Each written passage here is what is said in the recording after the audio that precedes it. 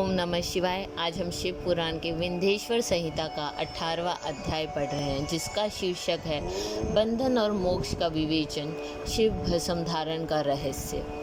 ऋषि बोले सर्वज्ञों में श्रेष्ठ सूत जी, बंधन और मोक्ष क्या है? कृपया हम पर कृपा कर हमें बताएं। सूत जी ने कहा, मैं ऋषियों, मैं बंधन और मोक्ष के स्वरूप व उपाय का वर्णन तुम्हारे लिए कर रहा हूँ। पृथ्वी के 8 बंधनों के कारण ही आत्मा की जीव संज्ञा है, अर्थात बंधनों में बंधा हुआ जीव बद्ध कहलाता है, और जो उन बंधनों से छूटा हुआ है उसे मुक्त कहते हैं। प्रकृति, बुद्धि, त्रिगुणात्मक अहंकार और 5 तन्मात्राएं आदि 8 तत्वों के समूह से देह की उत्पत्ति हुई है। देह से कर्म होता है और फिर कर्म से नूतन देह की उत्पत्ति होती है। शरीर को स्थूल, सूक्ष्म और कारण के भेद से जानना चाहिए। स्थूल शरीर व्यापार करने वाला, सूक्ष्म शरीर इंद्रियां भोग प्रदान करने वाला तथा शरीर को आत्मानंद की अनुभूति कराने वाला होता है। कर्मों के द्वारा ही जीव पाप और पुण्य भोगता है, इन्हीं से सुख दुख की प्राप्ति होती है। अतः कर्म पास में बंद कर जीव शुभ अशुभ कर्मों द्वारा चक्र की भांति घुमाया जाता है। इससे छुटकारा पाने के लिए महाचक्र के कर्ता भगवान शिव की स्तुति और आराधना करनी चाहिए।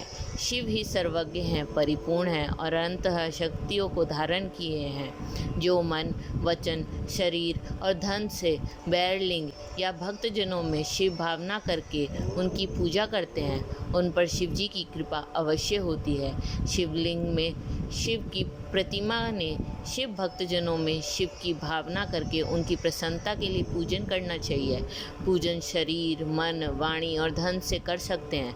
भगवान शिव पूजा करने वाले पर विशेष कृपा करते हैं और अपने लोक में निवास का सौभाग्य प्रदान करते हैं। जब तन्मात्राएं वश में हो जाती हैं, तब जीव जगदम्बा सहित शिव का सामीप्य प्राप्त कर लेता है।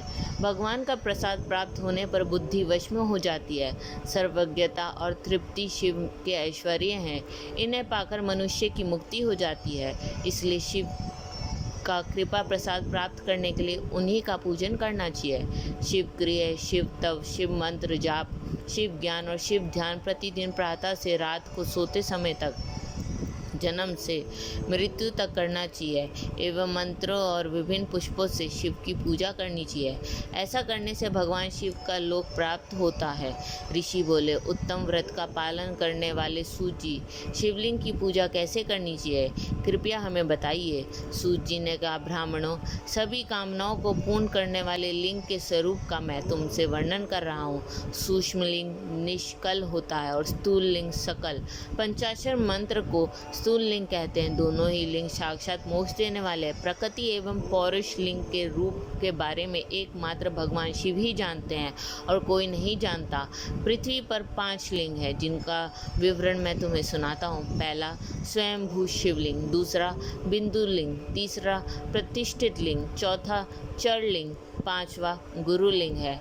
देव प्रार्थियों की तपस्या से संतुष्ट हो उनके समीप प्रकट होने के लिए पृथ्वी के अंतर्गत बीज रूप में व्याप्त हुए भगवान शिव वर्षों एक के अंकुर की भांति भूमि को भेद कर नादलिंग के रूप में व्यक्त हो जाते हैं। स्वतः प्रकट होने के कारण ही इसका नाम स्वयंभूलिंग है।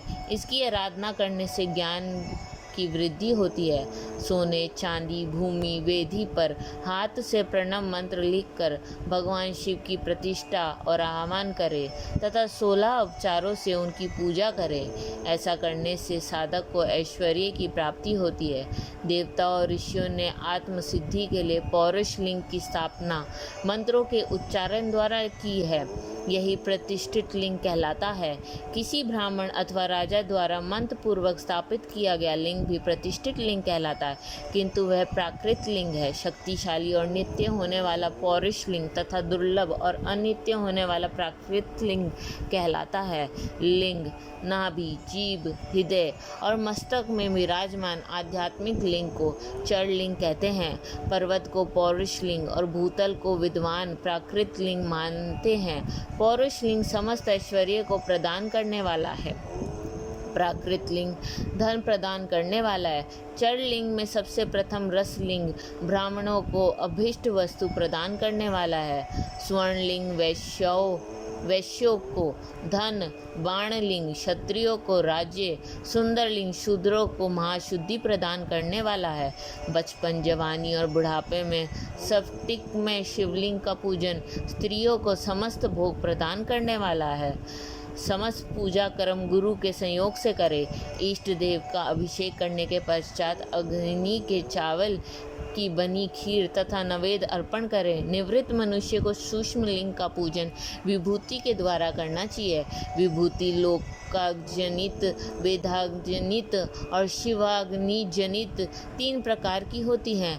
लोकाग्निजनित अर्थात लौकिक भस्म को शुद्धि के लिए रखें।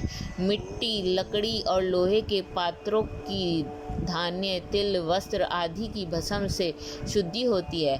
वेदों से जनित भस्म को वैदिक कर्मों के अंत में धारण करना चाहिए। मूर्तिधारी शिव का मंत्र पढ़कर बेल की लकड़ी जलाएं।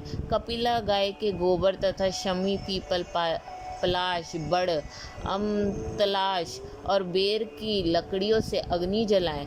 इससे शुद्ध भस्म माना जाता है। भगवान शिव ने अपने गले में विराजमान प्रपंच को जलाकर भस्म रूप से सार तत्व को ग्रहण किया। उनके सारे अंग विभिन्न वस्तुओं के सार रूप हैं। भगवान शिव ने अपने माथे के तिलक में ब्रह्मा, विष्णु और रुद्र के सार तत्व को धारण किया है। सजल भस्म को धारण करके शिव जी की पूजा करने से सारा फल मिलता है। शिव मंत्र से भस्म धारण कर श्रेष्ठ आश्रमी होता है। शिव की पूजा अर्चना करने वाले अपवित्रता और सूतक नहीं लगता। गुरु शिष्य के रजस, तामस और तमोगुण का नाश कर शिव का बोध कराता है। ऐसे गुरु का हाथ से भस्म धारण करनी चाहिए। जन्म और मरण सब भगवान शिव ने ही बनाए, जो इन्हें उनकी सेवा में ही अर्पित कर देते हैं। वह बंधनों से मुक्त हो जाता है। स्थूल, सूक्ष्म और कारण के वश में कर लेने से मोक्ष प्राप्त होता है। जो शिव की पूजा में तत्पर हो, मौन रहे, सत्य तथा गुणों से युक्त हो, क्रिया, जाप, तप करते रहें, उस दिव्य ऐश्वर्य की प्राप्ति होती है तथा ज्ञान का उदय होता है। शिव भक्त यथा योग्य क्रिया एवं अनुष्ठान करें तथा धन का उपयोग कर शिव स्थान में निवास करें। भगवान शिव के महात्म्य का सभी के सामने प्रचार करें। शिव मंत्र के रहस्य को उनके अलावा कोई नहीं जानता, इसलिए शिवलिंग का नित्य पूजन करें।